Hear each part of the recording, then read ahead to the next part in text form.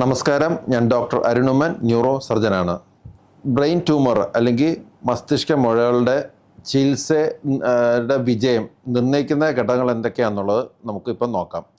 അതിൻ്റെ പല ഫാക്ടേഴ്സ് അല്ലെങ്കിൽ പല ഘടകങ്ങളെ ആശ്രയിച്ചാണ് ബ്രെയിൻ ട്യൂമറിൻ്റെ വിജയം നിർണ്ണയിക്കുന്നത്. അതിൽ ആദ്യം പ്രധാനപ്പെട്ട കാരണം എന്ന് വെച്ച് കഴിഞ്ഞാൽ ടൈപ്പ് ഓഫ് ട്യൂമർ, അതായത് ഏത് തരം ട്യൂമറാണെന്ന് ആശ്രയിച്ചിരിക്കും. നമ്മുടെ തലച്ചോറിന് പല തരത്തിലുള്ള ട്യൂമർ, ബിനൈൻ ആവാം, മാലിഗ്നൻ്റ് ആവാം. മാലിഗ്നൻ്റ് പല രീതിയിലുള്ളാവാം, പ്രൈമറി ആവാം, സെക്കൻഡറി ആവാം, അങ്ങനെ പല രീതിയിലുള്ള ട്യൂമേഴ്സ് ആവാം. അപ്പം ടൈപ്പ് ഓഫ് ട്യൂമർ വളരെ പ്രധാനപ്പെട്ടതാണ്. ചില ട്യൂമേഴ്സൊക്കെ ആണെങ്കിൽ ആണെങ്കിൽ അത് പൂർണ്ണമായിട്ട് നമുക്ക് ചികിത്സിച്ച് ഭേദമാക്കാൻ നമുക്ക് സാധിക്കും.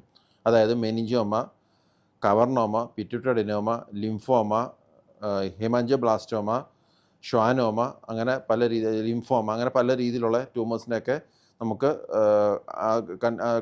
കണ്ടുപിടിക്കുകയാണെങ്കിൽ കറക്റ്റായിട്ട് പൂർണ്ണമായിട്ട് നമുക്ക് ചികിത്സിച്ച് ഭേദമാക്കാൻ കഴിയും. അതുകൊണ്ട് ടൈപ്പ് ഓഫ് ട്യൂമർ.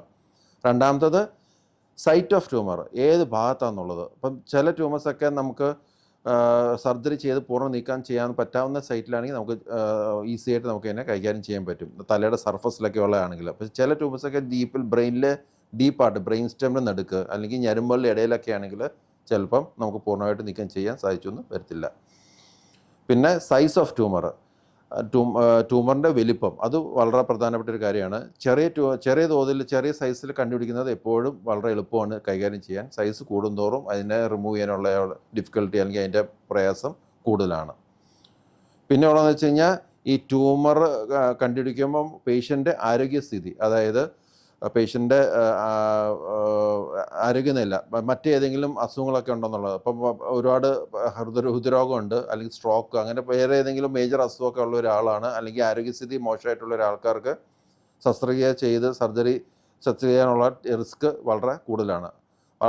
അതേസമയം അവരുടെ ആരോഗ്യമുള്ള ചെറുപ്പക്കാർക്ക് ബ്രെയിൻ ട്യൂമർ വരുവാണെങ്കിൽ റിസ്ക് കുറവാണ്, അതുകൊണ്ട് വിജയസാധ്യത കൂടുതലുമാണ്.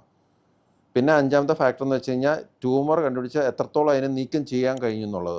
പൂർണ്ണമായിട്ട് നീക്കം ചെയ്യുന്നതാണ് എപ്പോഴും നല്ലത്. അപ്പം സേഫായിട്ട്, മാക്സിമം സേഫ് റിസക്ഷനാണ് എപ്പോഴും നമ്മൾ ആക്ട് ചെയ്യുന്നത്. അതായത് വലിയ വൈകല്യമൊന്നും ഇല്ലാതെ ഏറ്റവും കൂടുതൽ എത്രത്തോളം നമുക്ക് നീക്കം ചെയ്യാവോ അത്രത്തോളം നല്ലതാണ്.